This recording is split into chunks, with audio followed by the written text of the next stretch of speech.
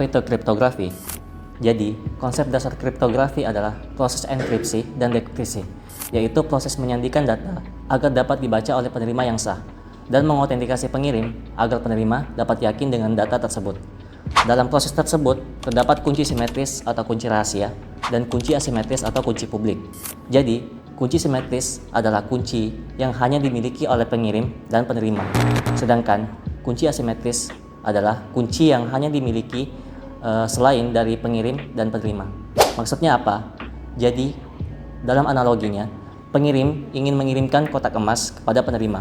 Tapi sebelum itu, pengirim harus mengunci atau mengenkripsi kotak tersebut agar tidak bisa dibaca oleh orang lain. Selama proses pengiriman kotak tersebut, tidak ada orang lain yang menggunakan kunci asimetris atau kunci publik yang bisa membuka kotak tersebut karena ketidakcocokan kuncinya dengan kotak tersebut. Sampai pada akhirnya, kotak tersebut sampai pada penerima, yang dimana penerima ingin membuka kotak tersebut menggunakan kunci simetris yang sama dengan pengirim tadi untuk membuka kotak tersebut. Jadi itu adalah salah satu contoh analogi dari enkripsi-dekripsi. Jadi pada intinya, hasil dari enkripsi itu adalah sifat teks, sedangkan hasil dari dekripsi disebut dengan plain text. Ada berbagai contoh-contoh algoritma enkripsi dan dekripsi. Salah satunya ialah safe cipher.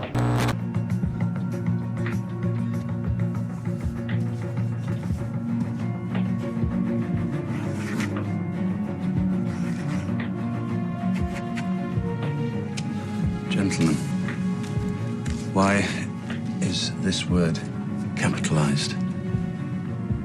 Because it's important. Because it's a name. Okay, I got it. When Ben Franklin was only 15 years old, he secretly wrote 14 letters to his brother's newspaper pretending to be a middle-aged widow named Silence Dogood. These letters were written by Benjamin Franklin.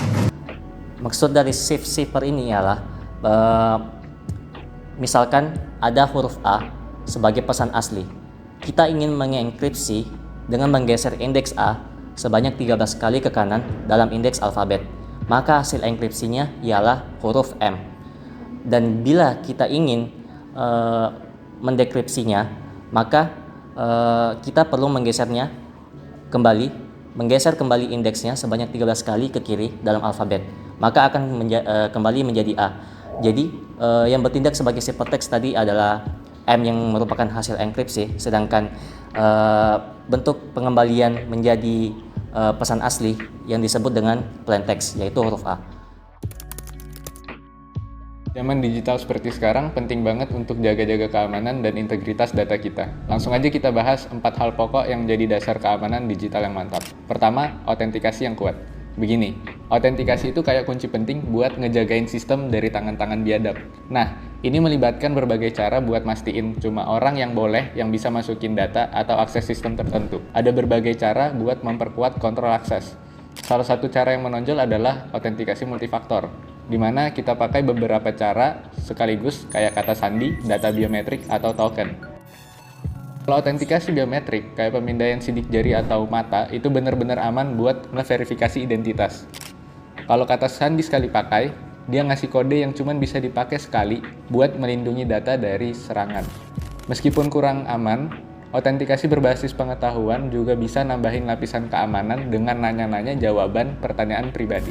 Tapi tentu ada juga musuh yang ngincer sistem kita. Mereka punya berbagai trik buat nyoba ngehack kata sandi. Ada yang namanya dictionary attacks atau serangan kamus, di mana mereka nyoba satu-satu kata yang ada di daftar buat ngebobol kata sandi. Of course, they don't keep piles of books next to their computers, but use special password cracking software for that. Cyber criminals conduct a great deal of research to narrow down their word lists and improve their chances. Juga serangan brute force yang lebih agresif, di mana mereka nyoba segala kombinasi yang mungkin sampai ketemu yang benar. Terus ada serangan tabel pelangi atau rainbow table yang mempercepat proses dekripsi dengan menggunakan tabel yang udah di-hash. Phishing dan rekayasa sosial pun dimanfaatin buat dapetin informasi sensitif dari kita. Serangan berbasis malware juga sering dipakai buat nyuri kata sandi. Spidering dilakukan buat nyari data yang tersedia buat umum, termasuk kata sandi yang ada di kode atau file text. Dari semua serangan tadi, gimana cara kita nyimpen kata sandi dengan aman? Ada beberapa trik yang bisa kita terapin nih. Misalnya ada yang namanya fungsi hash kriptografi, yang ubah kata sandi jadi hash yang nggak bisa diubah buat nambahin keamanan.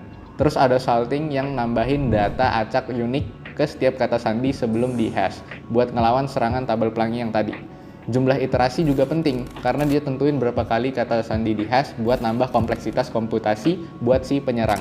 Terakhir, kita juga perlu pastiin bahwa data yang kita simpan tetap aman dan gak berubah-ubah. Misalnya ada kode autentikasi pesan dan tanda tangan digital yang bisa ngecek integritas dan asal data biar gak keganggu.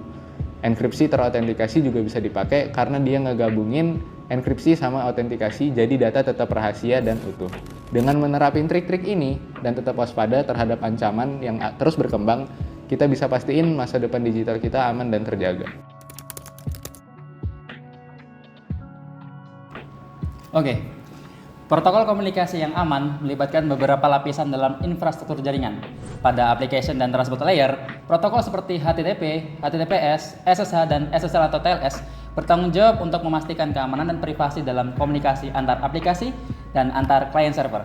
Kemudian, pada internet atau network layer, protokol seperti IPsec dan VPN digunakan untuk menambahkan lapisan keamanan tambahan pada pengiriman data melalui internet atau jaringan publik. Memastikan kerahasiaan, integritas, dan autentikasi data. Selain itu, pada data link layer, protokol seperti L2TP, PPP, dan Radius memastikan transfer data yang aman antara perangkat yang berdekatan dalam jaringan lokal, seperti LAN. Namun, protokol TLS juga rentan terhadap berbagai serangan, termasuk serangan downgrade yang memaksa pengguna versi protokol yang lebih lemah, kemudian pemalsuan sertifikat untuk mengetahui identitas situs web, serta dampak pencurian sertifikat root yang dapat menyebabkan masalah keamanan luas dan gangguan terhadap sistem PKI. Oleh karena itu, penting untuk selalu memperbarui dan memperbaiki keamanan protokol ini untuk melindungi komunikasi data yang sensitif di internet. Pada privasi data, menurut Lois Brandeis dalam artikelnya yang terkenal The Right to Privacy pada tahun 1890 yang ditulis bersama dengan Samuel D. Warren, Brandeis mendefinisikan privasi sebagai hak individu untuk dilindungi dari gangguan atau intrusi dari pihak lain dalam kehidupan pribadi, keluarga, rumah, dan komunikasi. Yang menekankan bahwa privasi adalah hak fundamental yang mendasar bagi individu dan merupakan elemen penting dari martabat manusia.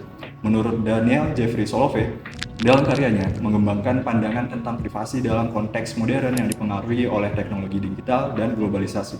Salah satu konsep utamanya adalah the privacy self yang mengacu pada gagasan bahwa privasi adalah konstruksi yang kompleks dan personal yang bervariasi dari individu ke individu.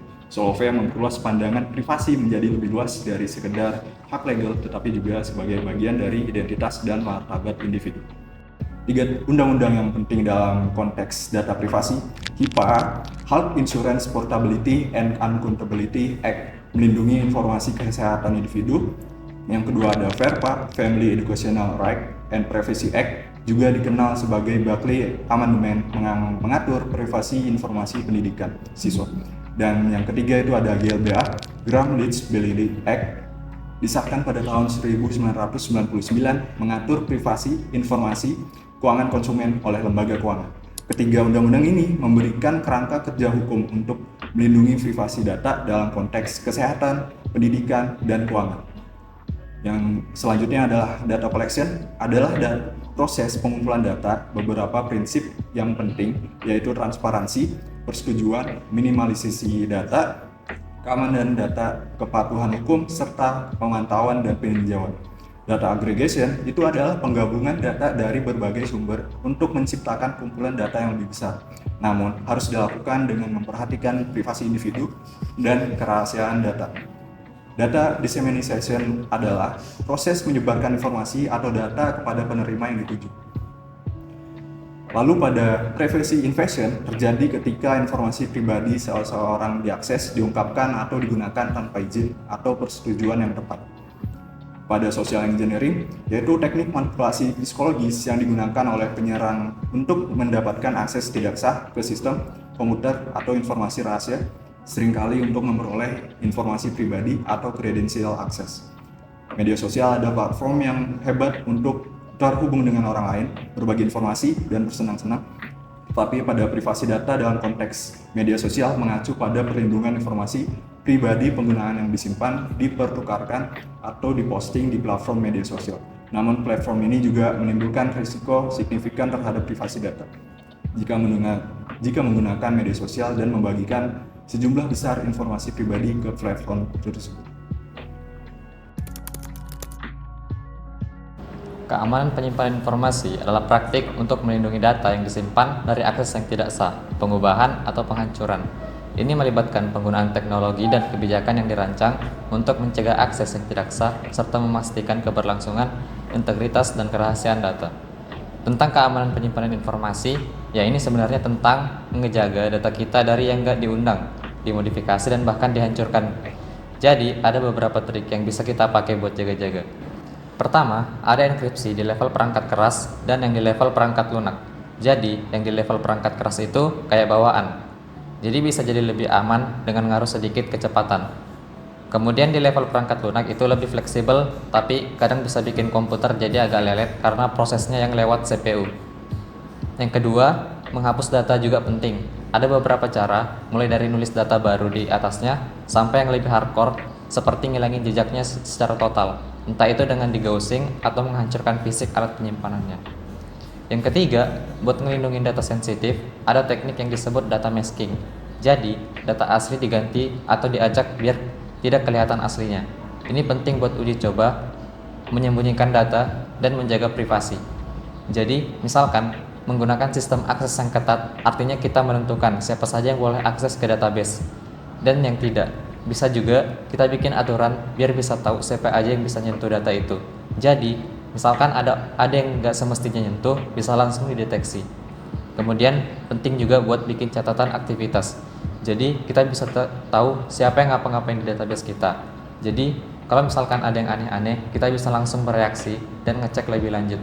Dan yang terakhir, bikin sistem aplikasi yang berintegrasi. Jadi kita punya sistem yang bisa nyambung sama database dan bisa ngontrol akses dan aktivitasnya dari satu tempat aja. Jadi nggak ribet dan lebih efisien dalam ngatur keamanannya.